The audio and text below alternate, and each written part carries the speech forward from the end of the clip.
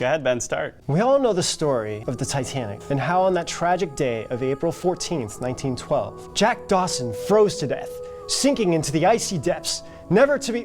Rob, did you change the script? Dude, did you think I was gonna let you get through the first sentence of this conspiracy theory without actually referencing the Titanic movie? So are you trying to tell me that this is another conspiracy theory? Like, how many of those are you gonna hit me with, seriously? Oh, wait, just listen. This is new evidence. This might show us what actually happened on that fateful night. In fact, might have been planned. Really? Planned? Welcome to Edge of Wonder. I'm your host, Ben Chasteen, and I have with me the devastatingly... What the heck? Devastatingly handsome? You know what? I need to change the password so you can't go in and change the script. Joining me is Rob. Hi. And today we're going to be talking about one of the biggest stories of the last century, the Titanic. Some of us may know about the recent conspiracies that go with it, such as the switching of the Titanic's sister ship, the Olympic, for an insurance claim. However, what if I told you the ship was actually sunk for a far more darker and sinister reason? Dun dun dun.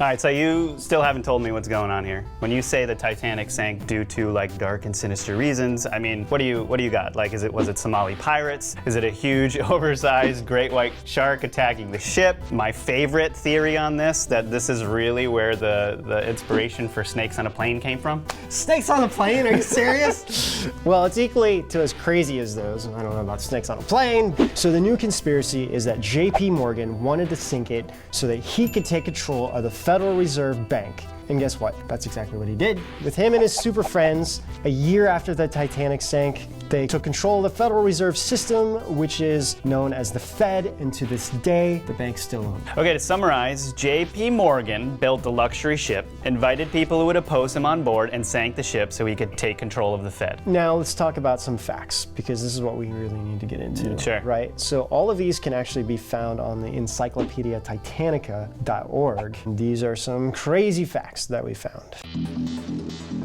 The Titanic could hold about 60 lifeboats. That number was reduced to 48, and then before it set sail, around 20. Coal miners were on strike, so White Star Line bought all the coal themselves in case they ran out. So the Titanic didn't have a permanent crew, and most of the crew were hired just a few hours before it set sail from Southampton. Also, the second officer left before it set sail, accidentally took the key where the binoculars were, so they weren't able to see in front of them for the entire voyage. Captain Edward John Smith canceled the scheduled drill of the lifeboats on the day the Titanic sank. I heard they fired off white flares, which means everything is awesome or we're having a crazy party, instead of red, which would indicate help us now, or at the very least be a distress call because there wasn't any on board. Right. So someone took them all off. I mean, that's crazy. So that led to the ship the Californian, which was nearby, never to respond to their aid for help. So Californian was really close to the Titanic, and it just didn't do anything because they were like, white flares, they're having a crazy party.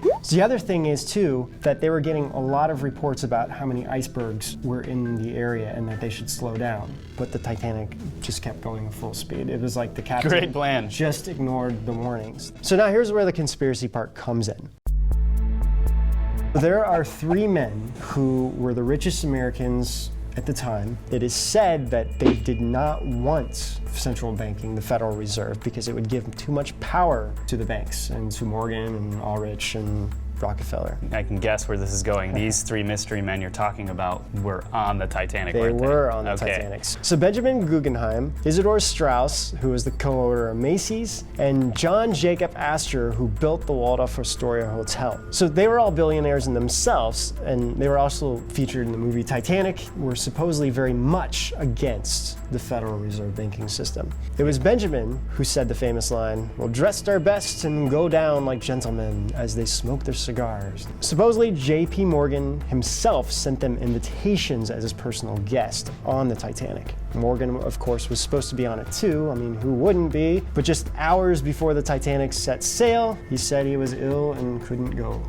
So that's weird. I mean, if you just built the most badass ship ever to set sail, why would you not sail on it? I don't care how sick I was, I would be on that ship. I doubt a little cold would keep that guy. You'd have to be on your deathbed. So let's go back to the White Star Line, the company that built the two ships. They were going bankrupt. So JP Morgan decided to be the financial backer for the Titanic. It is already known that a year before the Titanic set sail, he met in secret with Nelson Aldrich, leader of the Republican Party at the time, and John D. Rockefeller about their trip to Europe, in which they were over there to observe and see how the central banking system worked over there. Because Europe had already had that done. Exactly. Okay. So they concocted a plan on Jekyll Island. Sounds like a great island to concoct a plan. It sounds like a movie. It's actually like an elite island at the time. What plan could they have concocted? JP Morgan's plan to figure out how to take control of the national banking system in the US. You know, the weirdest thing is that in the late 1800s, a book was written by Morgan Robertson called The Wreck of the Titan.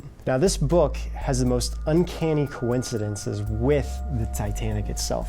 Is it a fiction book or? It's a fiction book. It was written before the Titanic sunk. Weird. Yeah. Sounds like Trump on The Simpsons. The even crazier part is that the author was found poisoned to death 2 years after the Titanic sunk. Really? Yes. And it is rumored that JP Morgan and Ismay used this book. Dang, imagine having your life's work be used to kill a bunch of people. That'd be terrible. I mean, there is a lot of crazy coincidence. So Captain Edward John Smith sailed for JP Morgan for about 30 years, so this shows that they were very close. Well, some say he was in on it and even helped plan it, but in either case, White Star Line gave millions to his family as compensation.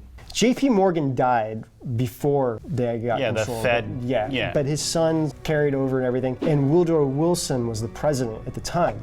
President Wilson and Morgan had a strong relationship even before his presidency. Wilson thought of Morgan as a trusted advisor because of his success, and ultimately helped him get control of the Fed with influential support in return. They passed a law on December 23rd, 1913, knowing that everybody was going to be on vacation, which is why they did it. Then that's how it all happened. That's how it all went down, and it's even in the newspaper.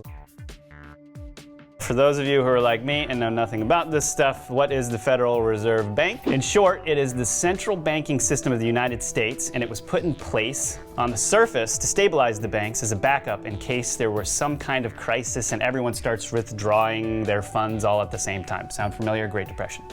Okay, seems to make sense, right? Well, some say the Fed hasn't really led to more stability at all, but I digress. Want to know more? Ask your accountant, man. I'm a designer. But let's get back to 1912 when all this took place. Let's talk about the conspiracy that many people already believe about the switching of the two ships.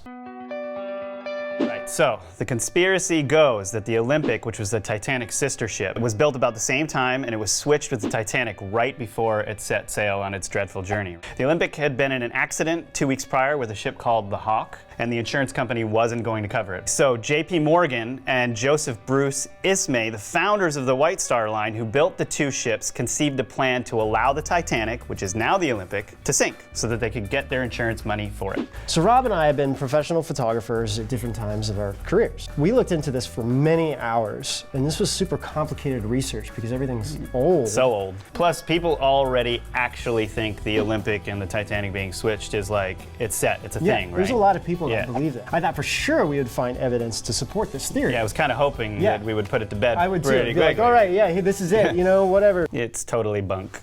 Yeah, I was blown away. Me too. So the Titanic was not switched out with the Olympic, which is what everyone thought. The Titanic didn't get completed till March 1912. The Olympic was already sailing by 1911. To prove this photo, and I fact check it to make sure the date is accurate, is from 1911, and this is the Olympic sailing. Okay, so I want to point out a few things. So the smokestacks being the first thing, we noticed how they have small grooves in them. And the second thing are the windows. And this is the main thing people are saying proves the switch happened. But here the windows are with wide and even spaces. The ship clearly says the Olympic, and on the top deck it's just completely windows. So here people would go and look out, right? This is where a lot of people get confused with switching the two ships, because going back to the Olympic, it always has permanent open windows, right, where the Titanic we now see has closed windows. They look like cabin windows. Right. So if you look at the windows underneath, they're slightly different. They're not quite evenly spaced, and they're a little bit more narrower. The Titanic actually has smaller windows that are not evenly spaced, so our conclusion is that the real Titanic is underwater. I know this is going to disappoint a lot of people. The proof's in the pudding, Ben. Yeah. I mean, look at that photo of the Titanic under. You can clearly see those windows. That's the real Titanic. Titanic. If we look at that ship in the ocean, we can see the same exact closed window on the sides there, and also the serial numbers in the rudder and inside the boat are the same as the Titanic. Right, because if they were to switch the two ships, they would actually have to switch the rudders too. The crew members would have to be involved with it. We are putting this one to bed. Yeah, sorry guys. Now, there is another theory out there that is actually considered to be, by most historians, considered fact now, that a fire actually caused the Titanic to sink. 3 weeks before the Titanic set sail, there was actually a fire. It was covered up because they didn't want to have bad press. The Smithsonian Channel actually had a documentary about it called Titanic: The New Evidence. Irish journalist Senan Maloney was the person who investigated this and actually wrote a book about it. So the other interesting thing was, before the ship set sail, it was actually turned the other way around in the harbor to hide the burn part. Also, if you look at this picture, you can actually see the hull of the ship damaged by the fire, which is also close to where the iceberg hit. Coincidence? I don't know. When you start really lining all this up, it just sounds too crazy. I mean, of course, the mainstream media is not going to break down all of this, what we just talked about. They're just going to look at it on the surface and be like, oh, this is crazy, and write it off and be like, done, okay? Yeah. But when you really dive into this, there's just too many inconsistencies with this. It makes that movie Titanic look like a big fat piece of propaganda.